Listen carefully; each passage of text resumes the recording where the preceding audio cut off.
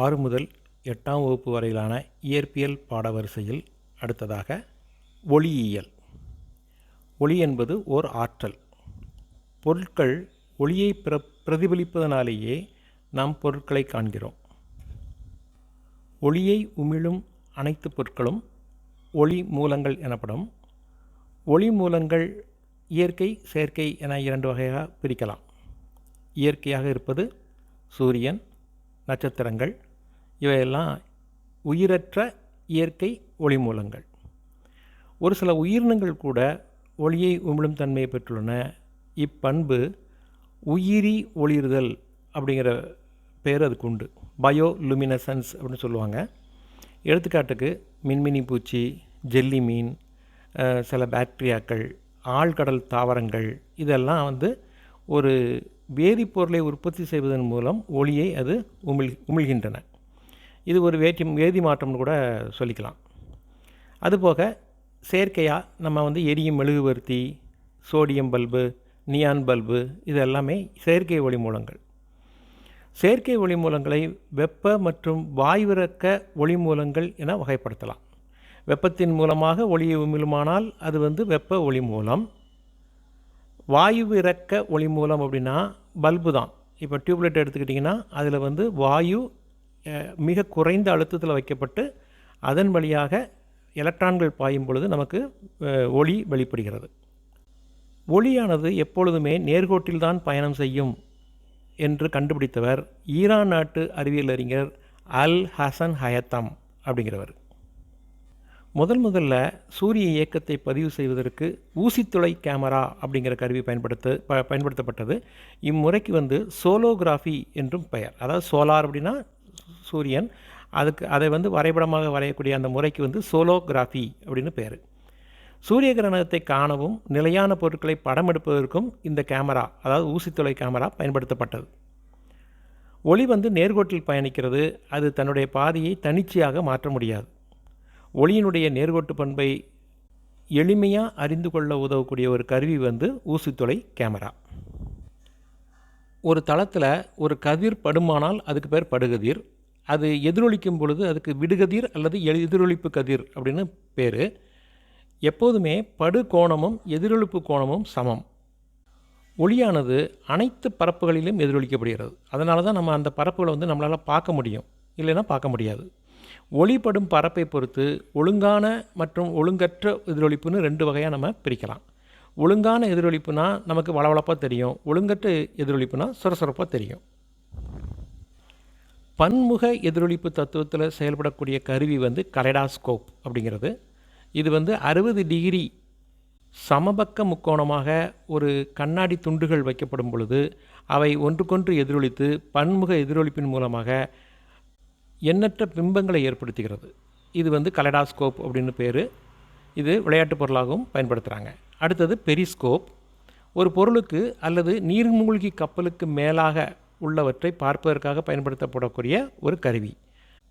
Jet போன்ற வடிவத்தோடு இருக்கக்கூடிய இந்த கருவி 45 டிகிரி கோண சாய்வில் கண்ணாடி அல்லது முப்பட்டகம் பயன்படுத்தப்படுகிறது.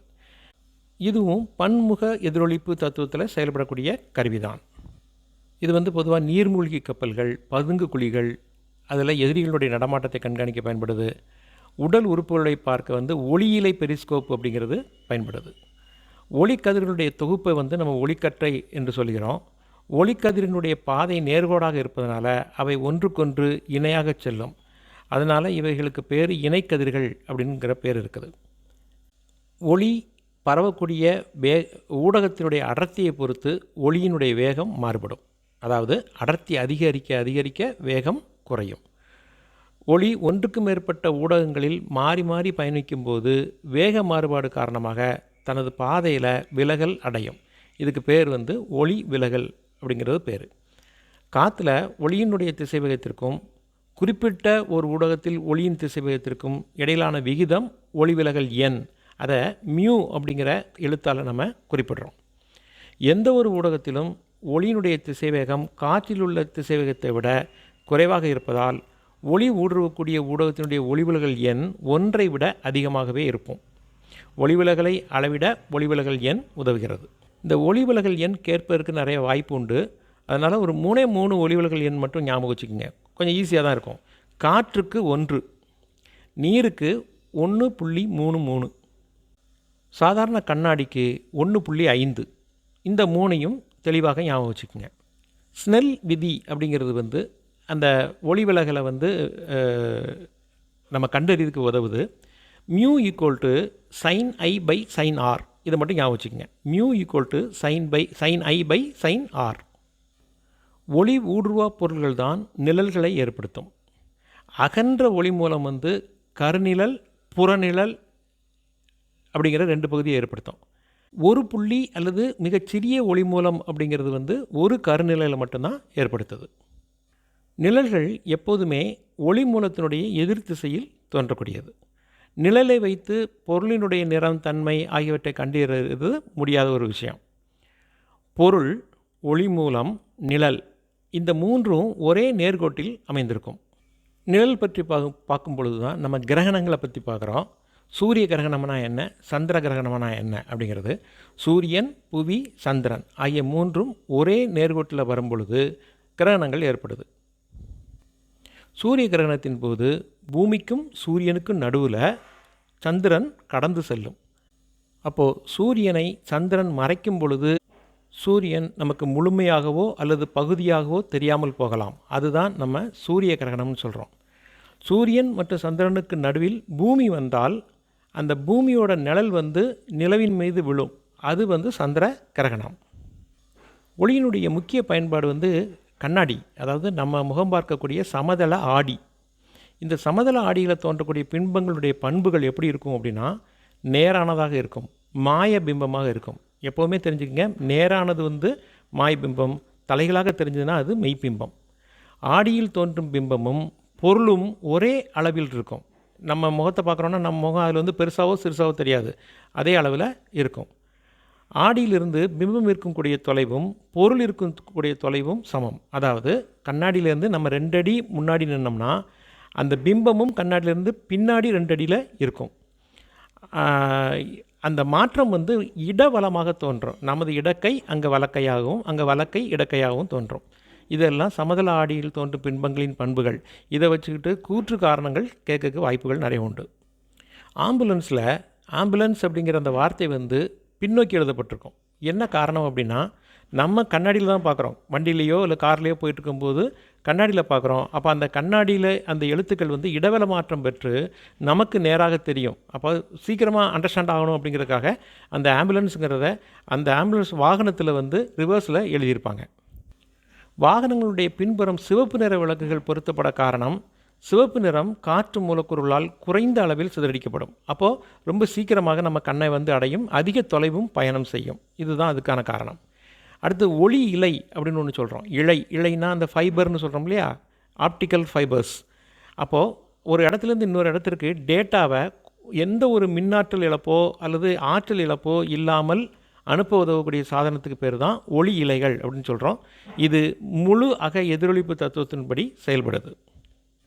கண்ணுறு ஒளி அப்படிங்கிறது வந்து 400 முதல் 700 நேனோமீட்டர் வரை. இது ஞாபகம் வச்சுக்கோங்க, இது ரொம்ப முக்கியமானது.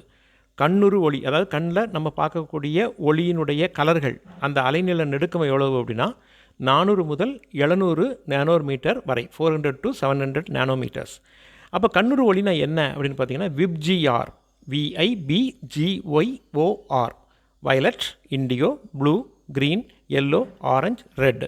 இதில் ஊதா நிறம்ங்கிறது குறைந்த அலைநீளம் கொண்டது, சிவப்புங்கிறது மிகுந்த அலைநீளம் கொண்டது. அப்போது வெள்ளை நிறம் என்பது ஒரு நிறம் கிடையாது. கண்ணுறு ஒளியினுடைய அனைத்து நிறங்களுடைய கலவை தான் வெள்ளை நிறம். இப்போ இந்த நிறங்கள்லாம் இல்லாத இடம் கருமையாக இருக்கும். அடுத்தது முப்பட்டகம் என்பது 2 சமதள பரப்புகளுக்கு இடையே குறுங்கோணம் கொண்ட முழுவதும் கண்ணாடி அல்லது பிளாஸ்டிக்கினால் ஆன ஒரு பொருள். வெள்ளொளி முப்பட்டகத்தின் வழியாக சென்று 7 நிறங்களாக பிரியும். இதுக்கு பேர் நிறப்பிரியன் பேர். நம்ம வானவில்லை உதாரணமாக வச்சுக்கலாம். எப்பெல்லாம் மழை ஒரு மேகம் இருக்கிறதோ அந்த மலை மேகத்தில் இருக்கக்கூடிய துளிகள் எல்லாமே முக்கோண வடிவத்தில் இருக்கும். அது வழியாக அந்த சூரிய ஒளி பாய்ந்து எதிர்ப்பக்கமாக விழும் பொழுது வானத்தில் நமக்கு என்ன கிடைக்குது, வானவில் அப்படிங்கிற 7 நிறங்கள் கொண்ட விப்ஜிஆர் கொண்ட அந்த வில் மாதிரியான அந்த வடிவம் நமக்கு கிடைக்கிது. முதன்மை நிறங்கள் என சொல்லப்படக்கூடியவை ஆர்பிஜி. இதை வந்து நீங்கள் எதில் பார்க்கலாம் அப்படின்னா மீட்டர் பெட்டியில் பார்க்கலாம். இந்த ஃபேஸில் வந்து ஆர்பிஜின்னு கொடுத்துருப்பாங்க. இந்த 3 முதன்மை நிறங்கள். இந்த 3ஐயும் கலந்தாச்சு அப்படின்னு சொன்னால் வெள்ளை நிறம் கிடைக்கும். இதில் மெஜந்தா, சயான், மஞ்சள் இதெல்லாம் வந்து 2ஆம் நிலை நிறங்கள். சிவப்பையும் நீலத்தையும் கலந்தாச்சுன்னா மெஜந்தா கிடைக்கும். நீலத்தையும் பச்சையும் கலந்தாச்சுன்னா சயான் கிடைக்கும். பச்சையையும் சிவப்பையும் கலந்தாச்சுன்னா மஞ்சள் கிடைக்கும். அலுமினியம் அல்லது வெள்ளிப்பூச்சு பூசப்பட்ட கண்ணாடி துண்டு தன் மீது விழக்கூடிய ஒளியை எதிரொலிக்கும் பண்புடையது. இதுக்கு பேர் தான் ஆடிகள் அப்படின்னு சொல்கிறோம். இந்த ஆடிகள் வந்து 2 வகையாக நம்ம பிரிக்கிறோம். ஒன்று வந்து சமதள ஆடி, இன்னொன்று வந்து வளைந்த பரப்புடைய ஆடிகள். வளைந்த பரப்புடைய இந்த ஆடிகள் கோளக ஆடிகள், உருளை ஆடிகள், பரவளைய ஆடிகள், நீள்வட்ட ஆடிகள் அப்படிங்கிற பிரிவுகள் இருக்குது. கோளக ஆடிகள்னால் ஒன்றும் இல்லை, ஒரு பெரிய கண்ணாடி குண்டு, ஒரு பந்து போன்ற ஒரு வடிவம், அதனுடைய ஒரு பகுதியாக இருப்பது தான் கோளக ஆடி. இதில் குழியாடி, குவியாடின்னு 2 இதாக பயன்படுத்துகிறோம். பொதுவாக குழியாடி அப்படிங்கிறது வந்து ஒப்பனைக்காக பயன்படுத்தக்கூடிய கண்ணாடி, கொஞ்சம் பெருசாக தெரியும். அந்த டாட்ஸ் எல்லாம் நமக்கு பெருசாக தெரிகிறதுக்காக ஒப்பனைக்காக பயன்படுத்தக்கூடியது இந்த குழியாடி. இது போக பல் டாக்டர் பயன்படுத்துவார். குழியாடி பயன்படுத்தக்கூடிய தொழில் வந்து பல் டாக்டர் பயன்படுத்துறது. அடுத்து குவியாடி, இது வாகனங்களுடைய பின்புறத்திலிருந்து நம்ம வாகனங்கள் வருதான்னு பார்க்குறதுக்காக பயன்படுத்தக்கூடியது தான் குவியாடி. பரவளைய ஆடிகள் அப்படின்னு சொல்லக்கூடியது வந்து ஒளியாற்றல், வெப்ப ஆற்றல், ரேடியோ அலைகள் இதெல்லாம் சேகரிக்க பயன்படக்கூடியது. பெரிய டிஷ் ஆண்டனாலாம் பார்த்துருப்பீங்க, அதெல்லாம் வந்து பரவளைய ஆடிகள். இது வந்து எதுலெல்லாம் பயன்படுதுன்னா சூரிய சமையற்கலன், சூரிய வெப்ப சூடேற்றி இதுக்கெல்லாம் பயன்படுது. கணித வல்லுனர் டயோகில்ஸ் அப்படிங்கிறவர் எழுதின எரிக்கும் ஆடிகள் அப்படிங்கிற நூலில் இதன் வடிவம் பற்றிய தகவல்கள் முதலாக இடம்பெற்றது. இபின் ஷால் அப்படிங்கிற இயற்பியலாளர் 19ஆம் நூற்றாண்டில் இவ்வாடிகளை பற்றி ஆராய்ச்சி செய்தவர். முதலாவது பரவளைய ஆடையானது 1888ஆம் ஆண்டு ஜெர்மன் ஃபிசிக்ஸ்ட் இயற்பியலாளர் ஹென்றி ஹெர்ட்ஸ் என்பவரால் உருவாக்கப்பட்டது தான் எதிரொலிக்கும் வானலை வாங்கி, அதாவது ஆண்டனா வடிவமைக்கப்பட்டது. பொதுவாக இந்த ஆடியையும் லென்ஸையும் குழப்பிக்கக்கூடாது. ஆடிங்கிறது எதிரொலிக்கக்கூடிய பரப்பு, லென்ஸ் அப்படிங்கிறது ஒளி ஊடுருவும் பரப்பு. அதனால் லென்ஸ் பற்றி நம்ம இப்போ சொல்லவே இல்லை, எல்லாமே ஆடிகளை பற்றி மட்டும்தான் பேசியிருக்கிறோம். ஒரு ஆடி எந்த குளத்திலிருந்து உருவாக்கப்பட்டதோ அக்குளத்தினுடைய மையம் வளைவு மையம் எனப்படும். இந்த வேர்ட்ஸ் ஒரு இம்பார்ட்டன்ஸ். ஆடிகளை பொறுத்த கலைச்சொற்கள் என்னெல்லாம் அப்படின்னு. ஒரு கோளக ஆடியினுடைய வடிவியல் மையம் ஆடி மையம்தான், நடுவில் இருக்கக்கூடிய அந்த புள்ளி. கோளத்தினுடைய மையம், அதாவது எதுலேருந்து கட் பண்ணி எடுத்துருக்காங்களோ அந்த கோளத்தினுடைய மையத்திற்கும் ஆடி மையத்திற்கும் இடைப்பட்ட தொலைவு வந்து வளைவு ஆரம் அப்படின்னு சொல்கிறோம். வளைவு மையத்தையும் ஆடி மையத்தையும் இணைக்கக்கூடிய கற்பனையான நேர்கோடு முதன்மை அச்சு. ஒரு குறிப்பிட்ட புள்ளியிலிருந்து ஒளிக்கட்டையானது குவிந்தோ அல்லது விரிந்தோ செல்லும் புள்ளி முதன்மை குவியம் அல்லது குவியம் அப்படின்னு சொல்கிறோம். வளைவு ஆரத்தினுடைய பாதி குவிய தொலைவு. அப்போ சிம்பிளாக குவிய தொலைவு ஈக்குவல் டு வளைவு ஆரம் பை 2 அப்படின்னு போட்டுக்கலாம். R ஈக்குவல் டு 2F அப்படின்னு சொல்கிறோம். அதை குவி ஆடி என்பது ஒளியை விரிக்கக்கூடியது. குவி ஆடி என்பது ஒளியை விரிக்கக்கூடியது. குவி ஆடி வந்து எப்போவுமே மெய்ப்பிம்பத்தை தோற்றுவிக்காது, மாயபிம்பத்தை மட்டுமே தோற்றுவிக்கும்.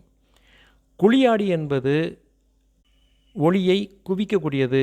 இது பிம்பத்தையோ அல்லது மாயபிம்பத்தையோ ஏற்படுத்தலாம். 6 முதல் 8ஆம் வகுப்பு வரையிலான இயற்பியல் பாடவரிசையில் அடுத்ததாக ஒளியியல். ஒளி என்பது ஓர் ஆற்றல். பொருட்கள் ஒளியை பிரதிபலிப்பதனாலேயே நாம் பொருட்களை காண்கிறோம். ஒளியை உமிழும் அனைத்து பொருட்களும் ஒளி மூலங்கள் எனப்படும். ஒளி மூலங்கள் இயற்கை, செயற்கை என 2 வகையாக பிரிக்கலாம். இயற்கையாக இருப்பது சூரியன், நட்சத்திரங்கள், இவையெல்லாம் உயிரற்ற இயற்கை ஒளி மூலங்கள். ஒரு சில உயிரினங்கள் கூட ஒளியை உமிழும் தன்மையை பெற்றுள்ளன. இப்பண்பு உயிரி ஒளிர்தல் அப்படிங்கிற பேர் அதுக்கு உண்டு. பயோலுமினசன்ஸ் அப்படின்னு சொல்லுவாங்க. எடுத்துக்காட்டுக்கு மின்மினி பூச்சி, ஜெல்லி மீன், சில பாக்டீரியாக்கள், ஆழ்கடல் தாவரங்கள் இதெல்லாம் வந்து ஒரு வேதிப்பொருளை உற்பத்தி செய்வதன் மூலம் ஒளியை அது உமிழ்கின்றன. இது ஒரு வேதி மாற்றம்னு கூட சொல்லிக்கலாம். அதுபோக செயற்கையாக நம்ம வந்து எரியும் மெழுகுவர்த்தி, சோடியம் பல்பு, நியான் பல்பு இது எல்லாமே செயற்கை ஒளி மூலங்கள். செயற்கை ஒளி மூலங்களை வெப்ப மற்றும் வாயுவிறக்க ஒளி மூலங்கள் என வகைப்படுத்தலாம். வெப்பத்தின் மூலமாக ஒளி உமிழுமானால் அது வெப்ப ஒளி மூலம்.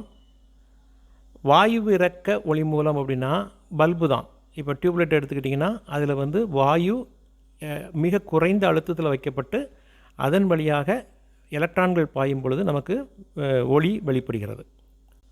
ஒளியானது எப்பொழுதுமே நேர்கோட்டில்தான் பயணம் செய்யும் என்று கண்டுபிடித்தவர் ஈரான் நாட்டு அறிவியல் அறிஞர் அல் ஹசன் ஹயத்தம் அப்படிங்கிறவர்.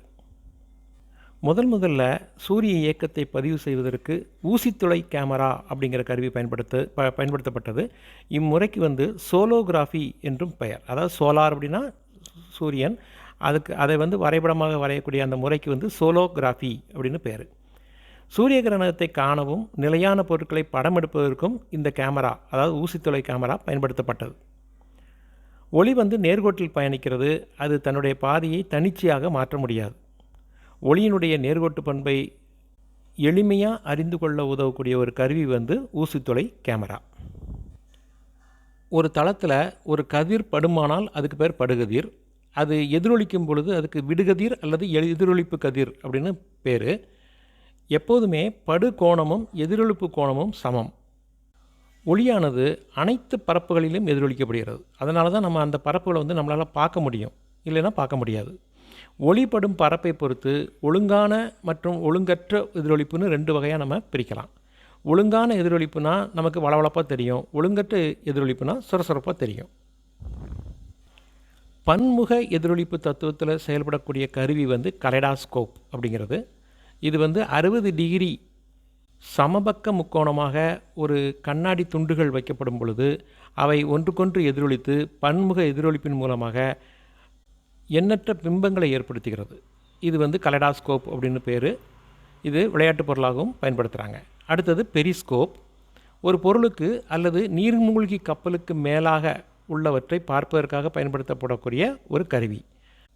ஜெட் போன்ற வடிவத்தோடு இருக்கக்கூடிய இந்த கருவி 45 டிகிரி கோண சாய்வில் கண்ணாடி அல்லது முப்பட்டகம் பயன்படுத்தப்படுகிறது. இதுவும் பன்முக எதிரொலிப்பு தத்துவத்தில் செயல்படக்கூடிய கருவிதான். இது பொதுவாக நீர்மூழ்கி கப்பல்கள், பதுங்கு குழிகள், அதில் எதிரிகளுடைய நடமாட்டத்தை கண்காணிக்க பயன்படுது. உடல் உறுப்புகளை பார்க்க ஒளியிலை பெரிஸ்கோப் அப்படிங்கிறது பயன்படுது. ஒளிக்கதிர்களுடைய தொகுப்பை நம்ம ஒளிக்கற்றை என்று சொல்கிறோம். ஒளிக்கதிரினுடைய பாதை நேர்கோடாக இருப்பதனால அவை ஒன்றுக்கொன்று இணையாக செல்லும். அதனால் இவைகளுக்கு பேர் இணைக்கதிர்கள் அப்படிங்கிற பேர் இருக்குது. ஒளி பரவக்கூடிய ஊடகத்தினுடைய அடர்த்தியை பொறுத்து ஒளியினுடைய வேகம் மாறுபடும். அதாவது அடர்த்தி அதிகரிக்க அதிகரிக்க வேகம் குறையும். ஒளி ஒன்றுக்கு மேற்பட்ட ஊடகங்களில் மாறி மாறி பயணிக்கும் போது வேக மாறுபாடு காரணமாக தனது பாதையில் விலகல் அடையும். இதுக்கு பேர் ஒளி விலகல் அப்படிங்கிறது பேர். காற்றுல ஒளியினுடைய திசைவேகத்திற்கும் குறிப்பிட்ட ஒரு ஊடகத்தில் ஒளியின் திசைவேகத்திற்கும் இடையிலான விகிதம் ஒளி விலகல் எண். அதை மியூ அப்படிங்கிற எழுத்தால் நம்ம குறிப்பிடுறோம். எந்த ஒரு ஊடகத்திலும் ஒளியினுடைய திசைவேகம் காற்றில் உள்ள திசைவேகத்தை விட குறைவாக இருப்பதால் ஒளி ஊடுருவக்கூடிய ஊடகத்தினுடைய ஒளிவிலகல் எண் 1ஐ விட அதிகமாகவே இருக்கும். ஒளிவிலகலை அளவிட ஒளிவிலகல் எண் உதவுகிறது. இந்த ஒளிவிலகல் எண் கேட்பதற்கு நிறைய வாய்ப்பு உண்டு. அதனால் ஒரு 3 ஒளிவிலகல் எண் மட்டும் ஞாபகம் வச்சுக்கோங்க. கொஞ்சம் ஈஸியாக தான் இருக்கும். காற்றுக்கு 1, நீருக்கு 1.33, சாதாரண கண்ணாடிக்கு 1.5. இந்த 3ஐயும் தெளிவாக ஞாபகம் வச்சுக்கோங்க. ஸ்னெல் விதி அப்படிங்கிறது அந்த ஒளி விலகலை நம்ம கண்டறியதுக்கு உதவுது. Mu equal to sine i by sine r. இதை மட்டும் ஞாபகம் வச்சுக்கோங்க. Mu equal to sine i by sine r. ஒளி ஊடுருவா பொருள்கள் தான் நிழல்களை ஏற்படுத்தும். அகன்ற ஒளி மூலம் கருநிழல், புறநிழல் அப்படிங்கிற 2 பகுதியை ஏற்படுத்தும். ஒரு புள்ளி அல்லது மிகச்சிறிய ஒளி மூலம் அப்படிங்கிறது ஒரு கருநிழலை மட்டும்தான் ஏற்படுத்துது. நிழல்கள் எப்போதுமே ஒளி மூலத்தினுடைய எதிர் திசையில் தோன்றக்கூடியது. நிழலை வைத்து பொருளினுடைய நிறம், தன்மை ஆகியவற்றை கண்டறிவது முடியாத ஒரு விஷயம். பொருள், ஒளி மூலம், நிழல், இந்த 3ம் ஒரே நேர்கோட்டில் அமைந்திருக்கும். நிழல் பற்றி பார்க்கும் பொழுது தான் நம்ம கிரகணங்களை பற்றி பார்க்குறோம். சூரிய கிரகணம்னா என்ன, சந்திர கிரகணம்னா என்ன அப்படிங்கிறது. சூரியன், புவி, சந்திரன் ஆகிய மூன்றும் ஒரே நேர்கோட்டில் வரும்பொழுது கிரகணங்கள் ஏற்படுது. சூரிய கிரகணத்தின் போது பூமிக்கும் சூரியனுக்கும் நடுவில் சந்திரன் கடந்து செல்லும். அப்போது சூரியனை சந்திரன் மறைக்கும் பொழுது சூரியன் நமக்கு முழுமையாகவோ அல்லது பகுதியாகவோ தெரியாமல் போகலாம். அதுதான் நம்ம சூரிய கிரகணம்னு சொல்கிறோம். சூரியன் மற்றும் சந்திரனுக்கு நடுவில் பூமி வந்தால் அந்த பூமியோட நிழல் நிலவின் மீது விழும். அது சந்திர கிரகணம். ஒளியினுடைய முக்கிய பயன்பாடு கண்ணாடி, அதாவது நம்ம முகம் பார்க்கக்கூடிய சமதள ஆடி.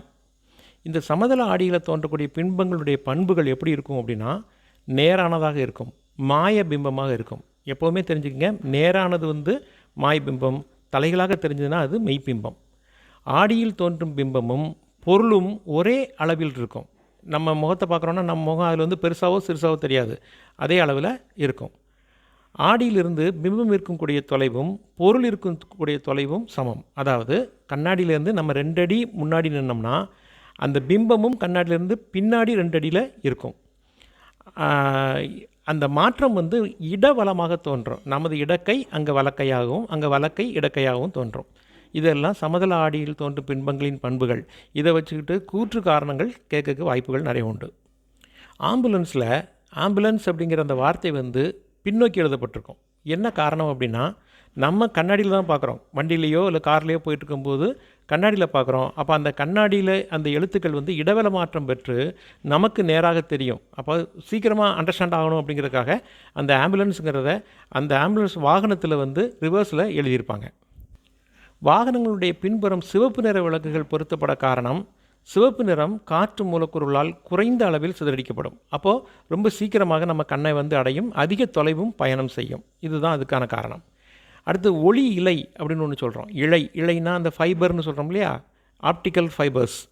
அப்போது ஒரு இடத்துலேருந்து இன்னொரு இடத்திற்கு டேட்டாவை எந்த ஒரு மின்னாற்றல் இழப்போ அல்லது ஆற்றல் இழப்போ இல்லாமல் அனுப்ப உதவக்கூடிய சாதனத்துக்கு பேர் தான் ஒளி இழைகள் அப்படின்னு சொல்கிறோம். இது முழு அக எதிரொலிப்பு தத்துவத்தின்படி செயல்படுது. கண்ணுறு ஒளி அப்படிங்கிறது 400 முதல் 700 நேனோமீட்டர் வரை. இது ஞாபகம் வச்சுக்கோங்க, இது ரொம்ப முக்கியமானது. கண்ணுறு ஒளி, அதாவது கண்ணில் நம்ம பார்க்கக்கூடிய ஒளியினுடைய கலர்கள், அந்த அலைநீள நெடுக்கம் எவ்வளவு அப்படின்னா 400 முதல் 700 நேனோமீட்டர் வரை, 400 to 700 நேனோமீட்டர்ஸ். அப்போ கண்ணுறு ஒளினா என்ன அப்படின்னு பார்த்தீங்கன்னா VIBGYOR, VIBGYOR, violet, indigo, blue, green, yellow, orange, red. இதில் ஊதா நிறம்ங்கிறது குறைந்த அலைநீளம் கொண்டது, சிவப்புங்கிறது மிகுந்த அலைநீளம் கொண்டது. அப்போது வெள்ளை நிறம் என்பது ஒரு நிறம் கிடையாது. கண்ணுறு ஒளியினுடைய அனைத்து நிறங்களுடைய கலவை தான் வெள்ளை நிறம். இப்போ இந்த நிறங்கள்லாம் இல்லாத இடம் கருமையாக இருக்கும். அடுத்தது முப்பட்டகம் என்பது 2 சமதள பரப்புகளுக்கு இடையே குறுங்கோணம் கொண்ட முழுவதும் கண்ணாடி அல்லது பிளாஸ்டிக்கினால் ஆன ஒரு பொருள். வெள்ளொளி முப்பட்டகத்தின் வழியாக சென்று 7 நிறங்களாக பிரியும். இதுக்கு பேர் நிறப்பிரியன் பேர். நம்ம வானவில்லை உதாரணமாக வச்சுக்கலாம். எப்பெல்லாம் மழை ஒரு மேகம் இருக்கிறதோ அந்த மலை மேகத்தில் இருக்கக்கூடிய துளிகள் எல்லாமே முக்கோண வடிவத்தில் இருக்கும்.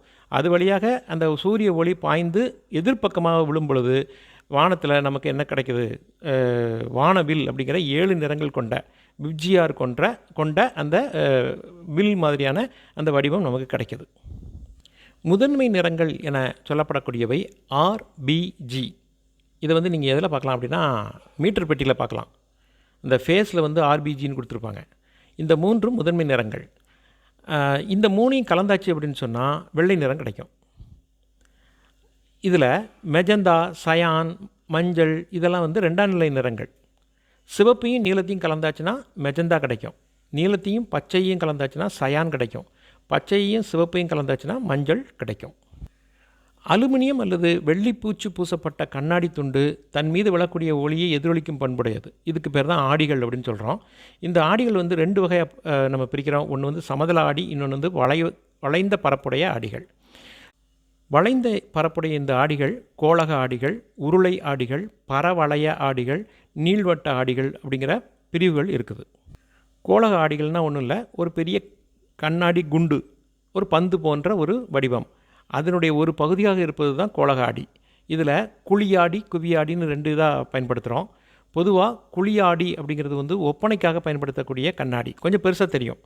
அந்த டாட்ஸ் எல்லாம் நமக்கு பெருசாக தெரியறதுக்காக ஒப்பனைக்காக பயன்படுத்தக்கூடியது இந்த குழியாடி. இது போக பல் டாக்டர் பயன்படுத்துவார். குழியாடி பயன்படுத்தக்கூடிய தொழில் வந்து பல் டாக்டர் பயன்படுத்துறது. அடுத்து குவியாடி, இது வாகனங்களுடைய பின்புறத்திலிருந்து நம்ம வாகனங்கள் வருதான்னு பார்க்குறதுக்காக பயன்படுத்தக்கூடியது தான் குவியாடி. பரவலை ஆடிகள் அப்படின்னு சொல்லக்கூடியது வந்து ஒளியாற்றல், வெப்ப ஆற்றல், ரேடியோ அலைகள் இதெல்லாம் சேகரிக்க பயன்படக்கூடியது. பெரிய டிஷ் ஆண்டனாலாம் பார்த்துருப்பீங்க. அதெல்லாம் வந்து பரவளைய ஆடிகள். இது வந்து எதுலெல்லாம் பயன்படுதுன்னா சூரிய சமையற்கலன், சூரிய வெப்ப சூடேற்றி இதுக்கெல்லாம் பயன்படுது. கணித வல்லுனர் டயோகில்ஸ் அப்படிங்கிறவர் எழுதின எரிக்கும் ஆடிகள் அப்படிங்கிற நூலில் இதன் வடிவம் பற்றிய தகவல்கள் முதலாக இடம்பெற்றது. இபின் ஷால் அப்படிங்கிற இயற்பியலாளர் 19ஆம் நூற்றாண்டில் இவ்வாடிகளை பற்றி ஆராய்ச்சி செய்தவர். முதலாவது பரவளை ஆடியானது 1888ஆம் ஆண்டு ஜெர்மன் ஃபிசிக்ஸ்ட் இயற்பியலாளர் ஹென்றி ஹெர்ட்ஸ் என்பவரால் உருவாக்கப்பட்டது தான் எதிரொலிக்கும் வானலை வாங்கி, அதாவது ஆண்டனா வடிவமைக்கப்பட்டது. பொதுவாக இந்த ஆடியையும் லென்ஸையும் குழப்பிக்கக்கூடாது. ஆடிங்கிறது எதிரொலிக்கக்கூடிய பரப்பு, லென்ஸ் அப்படிங்கிறது ஒளி ஊடுருவும் பரப்பு. அதனால் லென்ஸ் பற்றி நம்ம இப்போ சொல்லவே இல்லை, எல்லாமே ஆடிகளை பற்றி மட்டும்தான் பேசியிருக்கிறோம். ஒரு ஆடி எந்த குளத்திலிருந்து உருவாக்கப்பட்டதோ அக்குளத்தினுடைய மையம் வளைவு மையம் எனப்படும். இந்த வேர்ட்ஸ் இம்பார்ட்டன்ஸ். ஆடிகளை பொறுத்த கலைச்சொற்கள் என்னெல்லாம் அப்படின்னு. ஒரு கோளக ஆடியினுடைய வடிவியல் மையம் ஆடி மையம்தான், நடுவில் இருக்கக்கூடிய அந்த புள்ளி. கோளத்தினுடைய மையம், அதாவது எதுலேருந்து கட் பண்ணி எடுத்துருக்காங்களோ அந்த கோளத்தினுடைய மையத்திற்கும் ஆடி மையத்திற்கும் இடைப்பட்ட தொலைவு வந்து வளைவு ஆரம் அப்படின்னு சொல்கிறோம். வளைவு மையத்தையும் ஆடி மையத்தையும் இணைக்கக்கூடிய கற்பனையான நேர்கோடு முதன்மை அச்சு. ஒரு குறிப்பிட்ட புள்ளியிலிருந்து ஒளிக்கட்டையானது குவிந்தோ அல்லது விரிந்தோ செல்லும் புள்ளி முதன்மை குவியம் அல்லது குவியம் அப்படின்னு சொல்கிறோம். வளைவு ஆரத்தினுடைய பாதி குவிய தொலைவு. அப்போ சிம்பிளாக குவிய தொலைவு ஈக்குவல் டு வளைவு ஆரம் பை 2 அப்படின்னு போட்டுக்கலாம். ஆர் ஈக்குவல் டு 2f அப்படின்னு சொல்கிறோம். அதை குவி ஆடி என்பது ஒளியை விரிக்கக்கூடியது. குவி ஆடி என்பது ஒளியை விரிக்கக்கூடியது. குவி ஆடி வந்து எப்போவுமே மெய்ப்பிம்பத்தை தோற்றுவிக்காது, மாயபிம்பத்தை மட்டுமே தோற்றுவிக்கும். குழியாடி என்பது ஒளியை குவிக்கக்கூடியது. இது மெய்ப்பிம்பத்தையோ அல்லது மாயபிம்பத்தையோ ஏற்படுத்தலாம்.